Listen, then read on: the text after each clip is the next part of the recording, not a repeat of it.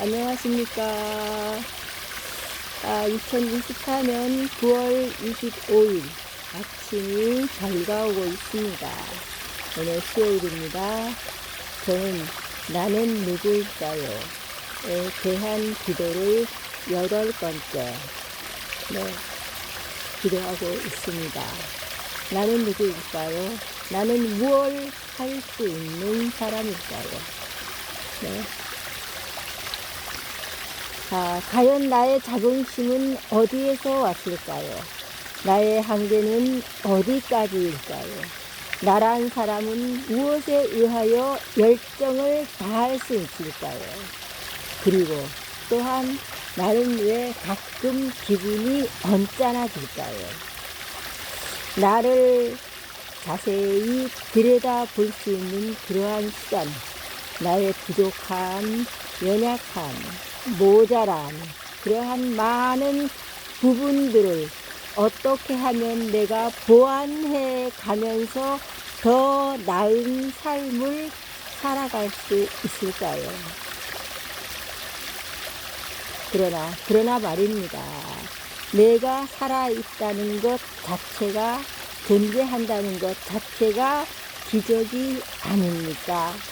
나의 삶을 한번 돌아볼까요? 그렇습니다. 만약 그때 그 일이 아니었다면 나는 과연 이 세상에 여기 이렇게 존재하지 않았을 수도 있는 겁니다. 그러니까 내가 지금 살아있다는 것은 기적입니다. 나를 위하여 기도해 주시는 많은 분들, 가족과 지인과 친구들과 또 우리 조상님들의 많은 기도가 모여서 나라는 존재 자체를 이루고 있습니다. 내가 살아있다는 것, 그 삶 자체가 바로 기적이라는 겁니다. 우리는 이미 잉태되는 그 순간 수많은 정자수에 밀려서 도태다지 되지 아니하고 엄마의 난자와 합해서 잉태되어 있는 승리자일 수 있습니다. 약한 정자는 다 나가 떨어지고 나라는 정자 하나와 엄마의 난자 하나가 합해져서 나라는 존재가 탄생되었다는 것, 여러분도 익히 알고 계시지만 늘 간과하기 쉽습니다. 잊어버리기 쉬워요. 내가 얼마나 대단한 존재인가를 잊어버리기가 쉽습니다. 그래서 우리는 생물학적으로는 기적으로, 대단한 기적으로 태어난 것이라는 것. 아마 이해되지 않을지도 모르지만 내 의지로 된 것은 분명 아닙니다. 모든 이 세상에 존재하는 모든 기적은 다 그렇게 나도 모르게 일어나고 있었다 합니다. 아마 우리가 어렸을 때 질병이나 어떤 사고로 죽을 뻔한 경우가 있는 사람도 있을 겁니다. 폐렴으로 죽을 뻔하다가 부모님의 정성과 사랑으로 살아날 수도 있을 거고, 그 어떤 환경이나 사고로 죽을 뻔했는데 살아났다는 것, 그런 많은 고비를 겪으면서 지금의 내가 있습니다. 어떤 응급실 의사가 실려온 환자를 딱 보면 이렇게 생각한답니다. 이 친구는, 이 환자는 내가 살릴 수 있겠구나. 우리들이 살릴 수 있겠구나. 아니면 이 환자는 도저히 가망이 없구나. 라는 것을 한순간에 알아낸다고 합니다. 그것이 과연 무엇일까요? 그 사람 자체 내에서 폭발하는 삶에 대한 에너지, 삶에 대한 내가 살아야 되겠다, 내가 저 사람을 위해서라도 살아야 되겠다 하는 그러한 의지가 있는 한은 그냥 죽을 수는 없다는 거죠. 그것을 의사 선생님이 본다고 합니다. 우리가 살아있다는 것은 두 가지 기능이 작용하기 때문입니다. 즉, 숨쉬기도 있죠. 또한 환경, 대기 중에 산소가 있고 우리 몸이 그것을 충분히 받아들일 수 있기에 우리는 숨을 쉬고 있는 겁니다. 결코 당연한 일이라는 것은 우리의 삶에 없습니다. 우리 스스로가 정상적으로 호흡을 할 수 있다는 것은 기적의 연쇄작용이 아닐까요? 우리가 지금 이 순간 존재하는 것 그 자체가 기적이라고 합니다. 산소는 대기 중에 21%밖에 존재하지 않고 있습니다. 나머지 78%는 질소나 그 외 이산화탄소 등 다른 화학 물질이겠죠.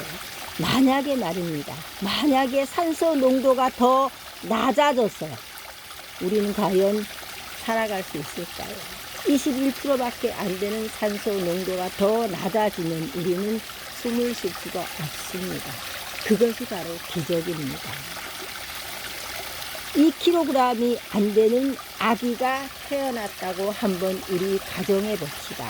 미숫가루 인큐베이터에 들어가야 하는데 의료진들이 하는 말이 워낙 아기 자체가 허약해서 소생할 가능성이 많지 않다.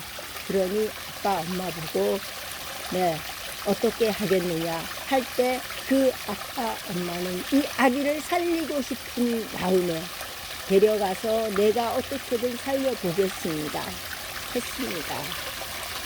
물론 인큐베이터에 들어가지 않는 아기겠죠. 섬이불로 돌돌돌돌 말아서 보온을 해서 집에 데리고 온 아빠 엄마는 얼마나 열과 성을 다했겠습니까. 그리고 열흘 후 아기는 소생했습니다. 몸무게가 3kg가 지나가고 토실토실 자라기 시작했습니다. 여기서 볼 수 있는 것은 물론 엄마 아빠의 정성과 사랑도 중요하지만 아기 자체 내에서 내가 살아야 되겠다 하는 의지가 우리가 알 수 없는 잠재 의식 속에 있는 그 어떤 삶에 대한 열망이 아기를 살려냈다고 할 수 있습니다.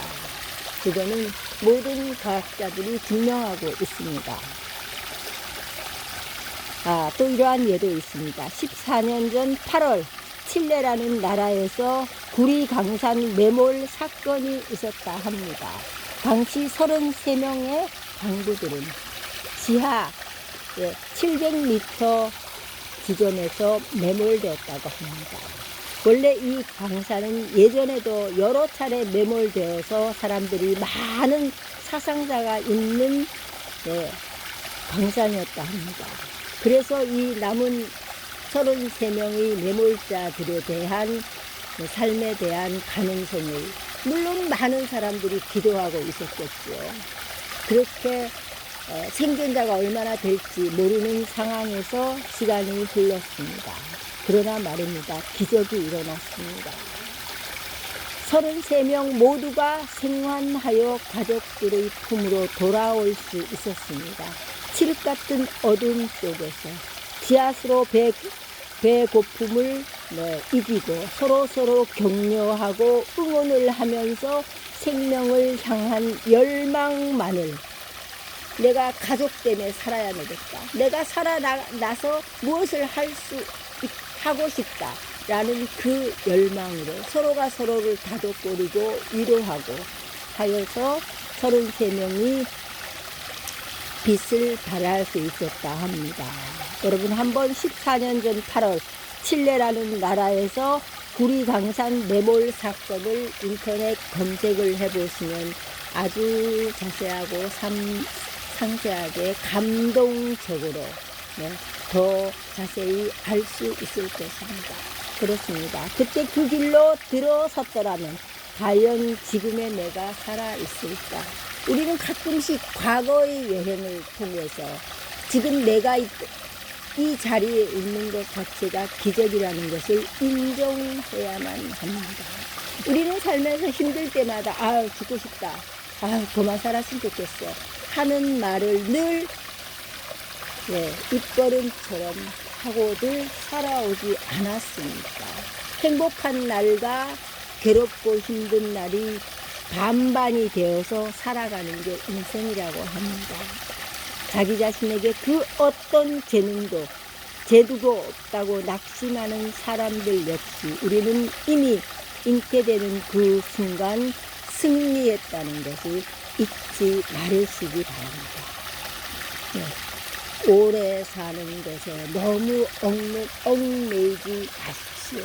지금 이 순간에 집중하시고 지금 이 순간에 나라는 존재, 내가 할 수 있는 무엇이 있을까?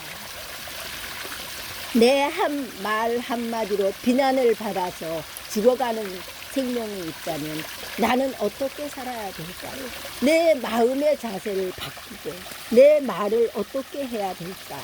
조금은 다정한, 내가 아무리 속이 상하고 화가 폭발한다 하더라도 조금은 나 자신을 들여다볼 수 있는 그 귀한 시간이 되시기를 저는 정말 소망하며 오늘 또 기도합니다.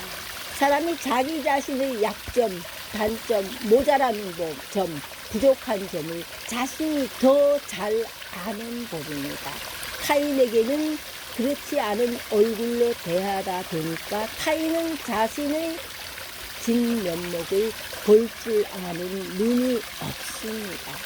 그러나 자신만은 자기 자신을 더 잘 깊이 있게 알 수 있다고 생각합니다. 여러분, 이 물줄기 앞에서, 이 계곡에서 내려오는 이 물줄기 앞에서 저는 아침이 밝아오고 있습니다.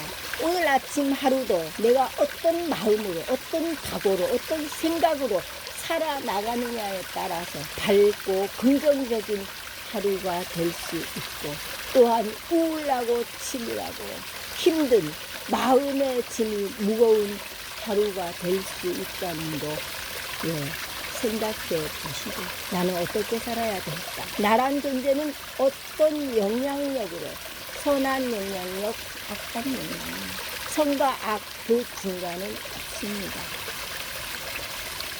두리뭉실 아무것도 아닌 거 좋아 보이는 사람 역시 그 내면을 들여다보는 그 사람 속이 새카만지 하얀지 보인다 합니다.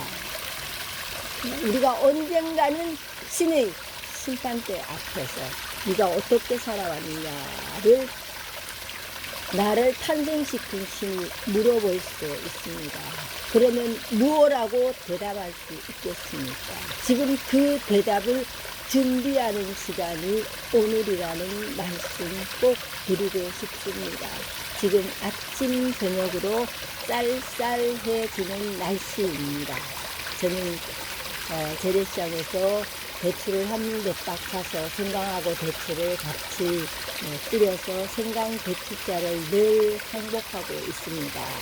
자신의 건강은 내가 책임져야 한다는 걸 늘 명심하시고 즐겁고 명랑한 마음으로 출발하시는 하루 있으면 감사하겠습니다.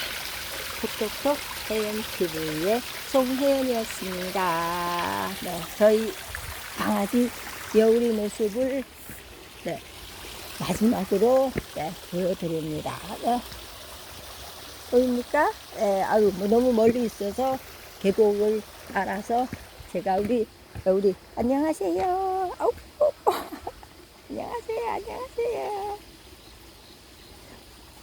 내일 다시 찾아뵙겠습니다. 감사합니다. 톡톡톡 혜연TV의 송혜연이었습니다. 감사합니다.